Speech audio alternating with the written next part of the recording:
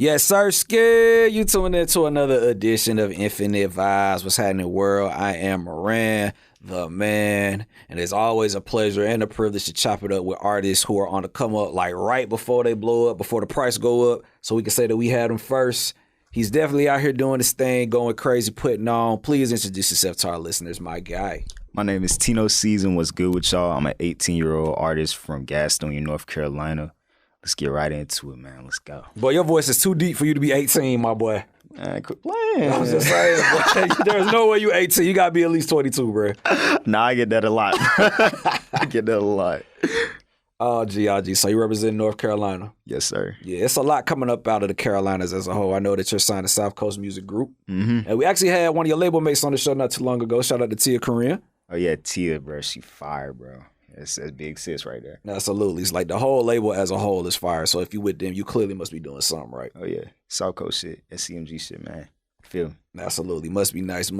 So, let's really just start from the beginning with you because, you are definitely a new artist and, some people may not be familiar with you. So I feel like this would be a good opportunity for people to get accustomed to you. So coming up in North Carolina, I feel like that is a state either A, you do music or you play basketball. So you played basketball at one point?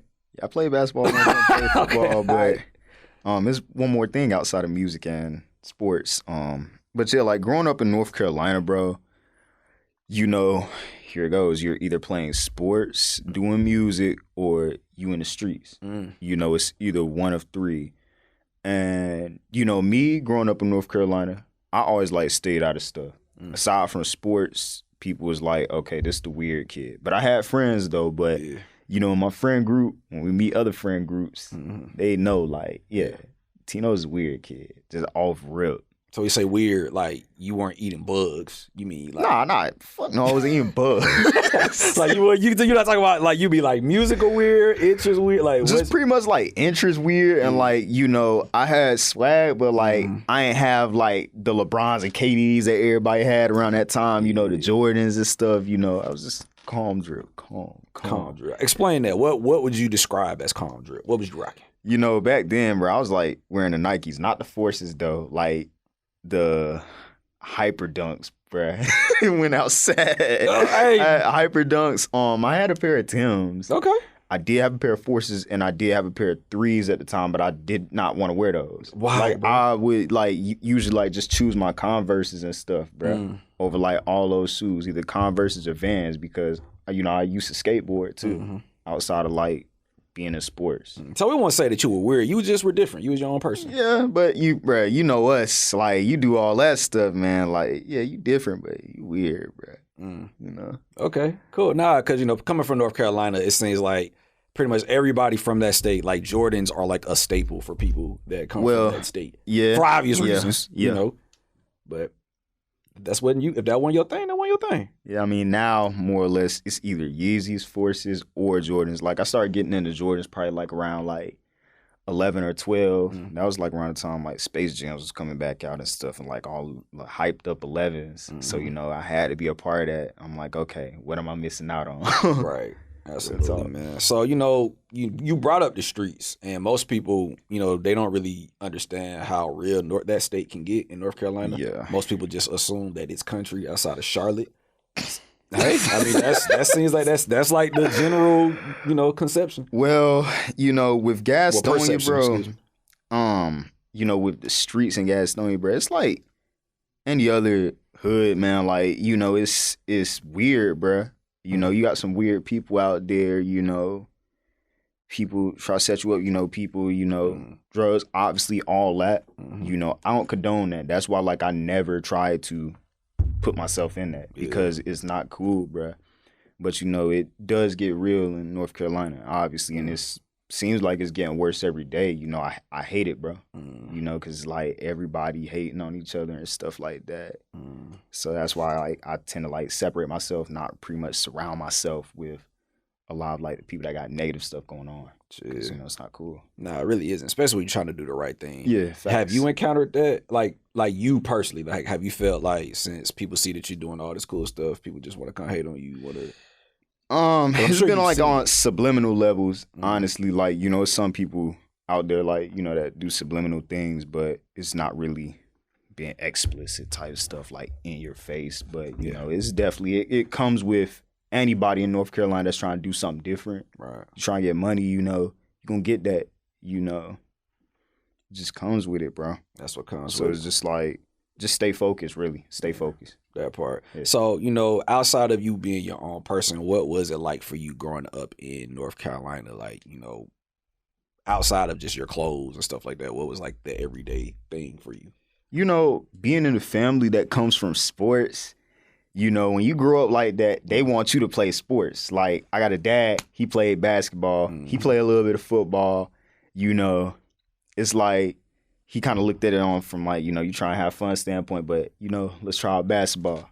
And I was a hooper, bro. I was a hooper all the way up until like 7. It was like a championship game, bro. We ain't win. So I just was like, man, fuck basketball. I quit. Because of that one moment. So then from that period all the way up until like I'm 11, I'm just like on video games and stuff, pretty much, you know, doing stuff that kids weren't doing around those ages. You know, I was inside and stuff. That's really where I got that like different side of me at.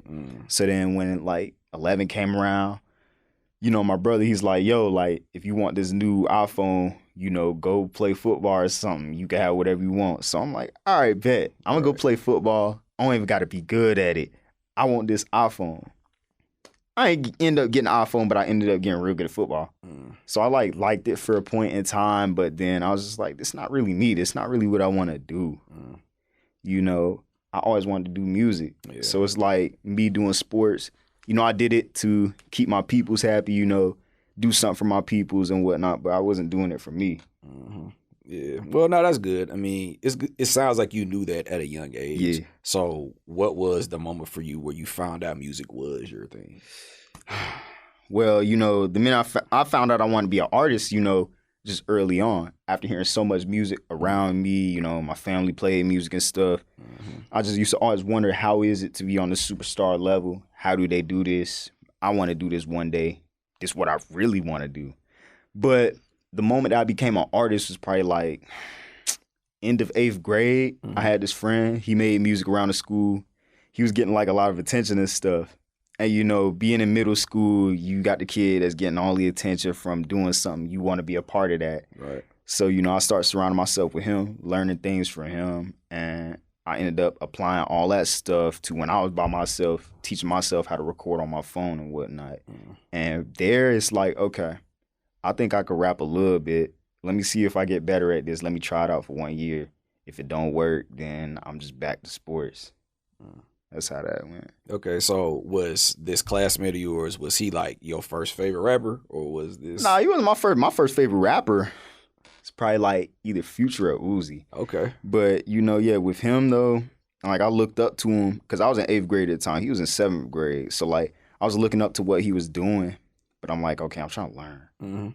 So yeah, that's how that was. Beautiful stuff. Because even outside of sports, North Carolina, the state, y'all may not get the credit, but y'all have a deep lineage of dope rappers that have come from producers and rappers. Of course, J. Cole. Yeah. But, you know, you got guys like Little Brother, you got Ninth Wonder. You know, a lot of people have come out of North Carolina and have really put on. So what are some things that you want to do for your state as far as what you represent? Pretty much, you know, make it normal that when you're making music in North Carolina, you do not have to run with trap. You don't have to run with, you know, trying to be like gangster in your music. Because, I mean, it's like, if you know that's not really you, stop trying to like, don't follow the crowd. Just because somebody popping in your city, all this gangster stuff, and, you know, all these people that mess with this artist might think it's weird, do something different. Right. So pretty much I'm trying to, you know, make it to the point where all the different kids can make music in North Carolina and, you know, start being known off of it. I'm trying to be their voice. Yeah.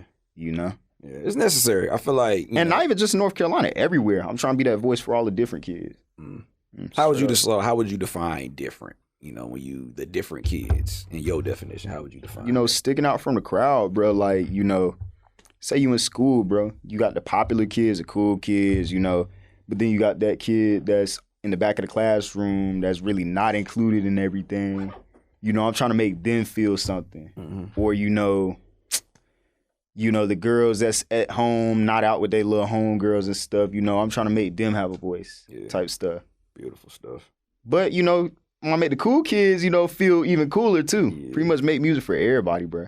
That's how that go. Yeah, that's dope. Now, behind the scenes, you was talking about how you graduated from high school recently. Yeah. I still don't believe it. His voice is too deep for him to be 18, y'all. I still don't believe he's in junior college, y'all. I don't believe this guy's 18. Nah, right. No, I'm messing with you. So he's 18. You just graduated from high school. Yeah. Did you have your deal before you graduated or after? It was like right before 12th grade started. So like the end of end of 11th grade. Okay. Yeah. So what was that like? Did your classmates know you were signed, or it was like, okay. When the contract came into talks, I was in class. I'm telling my teacher, Mr. Smith at the time, I think, I'm like, yo, like, bro, I'm finna sign to a label. And he's like, for real? When did you drop your first LP? I'm like, what the fuck is an LP? Wow. And he's 18. Because like, yeah, I'm a young nigga, so I don't know what LP is. The last time I heard LP was Marshall Mathers LP. But that was me doing my research. But yeah, he's like, when you drop your own LP? And I'm like, I don't know. He's like, oh, so what label are you signed to? And I'm like, South Coast Music Group. And he's like, I've never heard of that. So I start showing on Arnold and stuff like that. And he's like, oh, this is big. Yeah. And I'm like, yeah, you don't know Arnold, but you know this big. Oh, no, that's real. Because, I mean, he only has the baby. He only has Tusi. He only has yourself. Real you know, talk. Plaques and Grammys. Well, Grammy nominations at least. You know what I mean? That's a big deal. Thank you. So how did the connection happen? Like, how did he discover you? So it was like 2020. You know, this is when me and my previous manager was like going hard on stuff. It was just us. We happened to get a whole lot of label meetings that year, but they wasn't talking about shit. Like, I would get on the phone with these labels and they'd be like, yeah, we're just trying to check out what you're doing. What are your future plans? And then boom, we just sit there talk about my future plans, what I'm trying to do that year. And they'd be like, okay, we'll keep in contact. Boom. They never contact me again. I'm just like, bruh.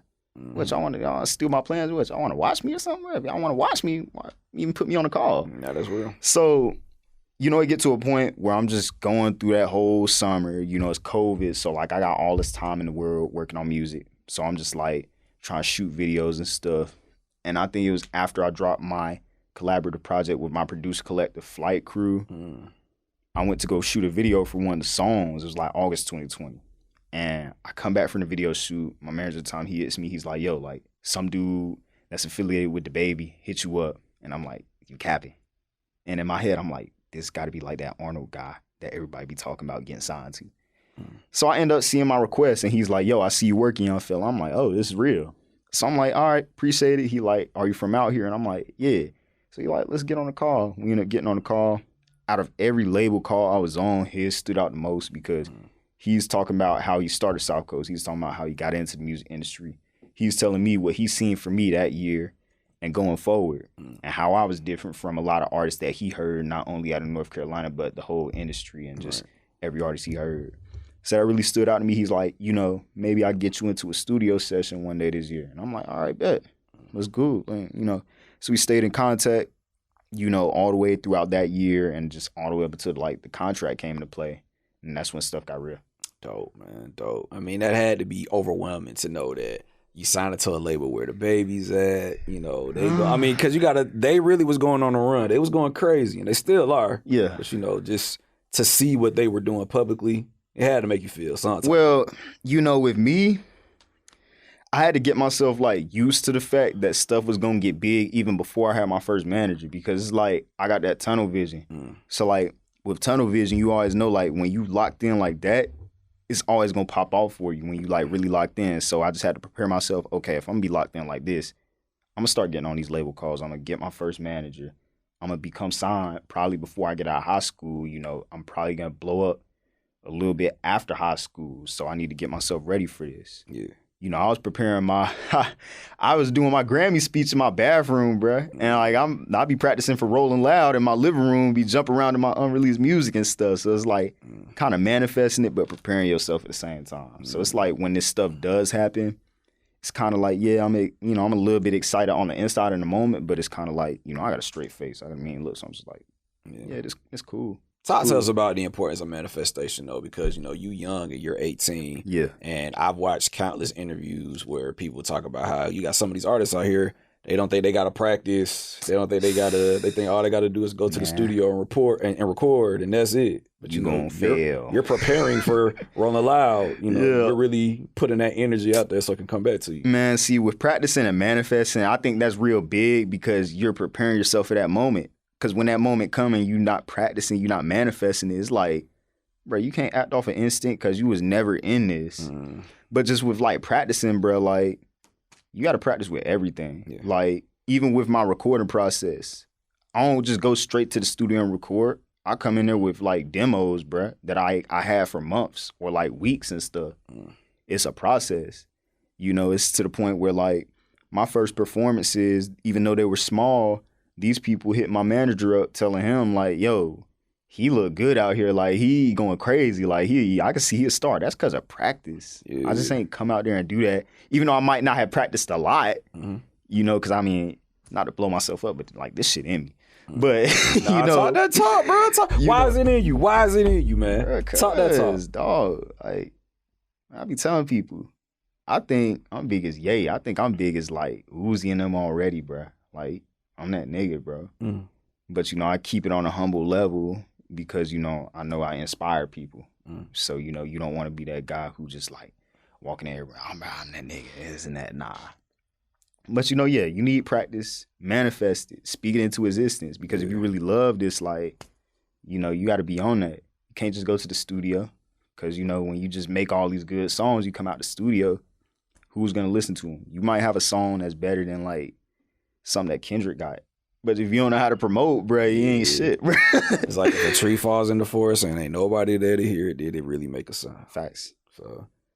Nah, that's beautiful stuff, man. You know, it's good to hear this type of energy coming from somebody at your age. So what is it like for you when you go back home and your peers from high school see what you're doing now? Like, what's the love like?